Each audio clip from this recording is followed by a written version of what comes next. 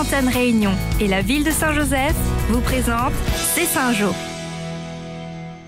Bonjour, dans votre C'est Saint-Jo cette semaine, nous irons à la Plaine des Grecs pour la livraison des logements Josepha Fontaine. Nous reviendrons sur la victoire de Francesco Cucco dans le trail des Deux-Rivières et pour finir des images du spectacle pyromélodique en clôture des fêtes de la Saint-Jo.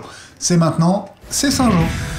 15 logements, soit 15 familles heureuses de recevoir les clés de leur nouveau logement. Nous sommes à la Plaine des Grecs pour la livraison de la résidence Josepha Fontaine, du nom de cette figure du village, qui œuvra au rayonnement culturel et économique de la Plaine des Grecs. Située impasse Ruet, nous avons rencontré Madame Ruet, heureuse et fière. Émue et heureuse à la fois que ces personnes peuvent bénéficier de quelque chose, et en espérant qu'elles soignent le logement, qu'elle respecte l'environnement, qu'elle respecte le voisinage. Parfaitement intégrée dans son environnement, la résidence est certifiée Habitat et Environnement d'Homme. Le chargé d'opération de la Soldégis nous livre les originalités de la résidence. On a voulu que les voitures ne rentrent pas dans la résidence, les voitures sont à l'extérieur, donc on a fait un parking extérieur et par contre on chemine à pied au sein de la résidence pour rentrer dans son logement. Parmi les familles recevant les clés de leur nouveau logement, cette mère de famille nous confie sa grande satisfaction. Super fière et heureuse parce que depuis le temps qu'on attendait, on est très content de cette maison. Pour l'endroit et le calme et la tranquillité, oui, c'est bien. Il ne reste plus qu'à faire vivre cette nouvelle résidence. Les petits jardins situés à l'arrière et à l'avant des logements devraient contribuer à l'embellissement de l'ensemble. La rivière Langevin et la rivière des Remparts, la première en montant, la deuxième en descendant. C'est le trail des Deux-Rivières. Résumé ainsi, l'itinéraire paraît simple, mais sur les 62 km du parcours, on franchira quand même 2700 mètres de dénivelé positif. Nouveauté cette année, l'épreuve en relais sur le même tracé donnait un rythme très élevé dès le départ, et c'est le duo Thévenin-Léocadie qui l'emportait dans cette catégorie. Toujours en forme et aux avant-postes, l'inusable Marcel Puy l'emportait chez les féminines, tandis que Francesco Cucco, second l'an dernier, prenait cette fois la première place.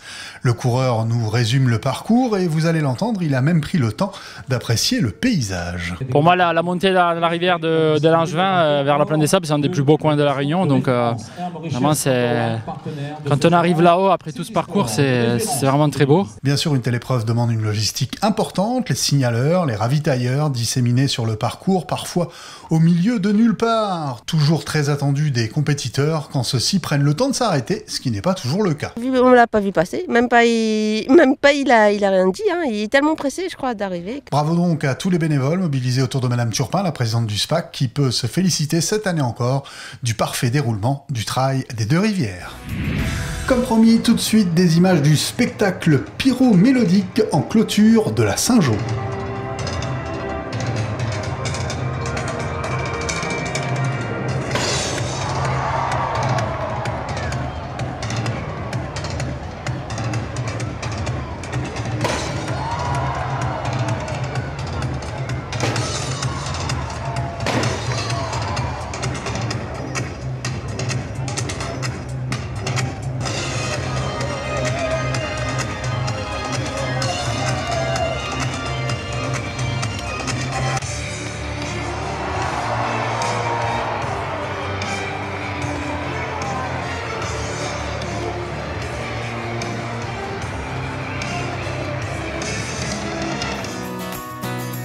À l'approche du mois d'avril, comme chaque année, Saint-Joseph célèbre la bande dessinée. Animation, jeux concours, tout le programme du mois de la BD sur le site de la ville saintjoseph.re.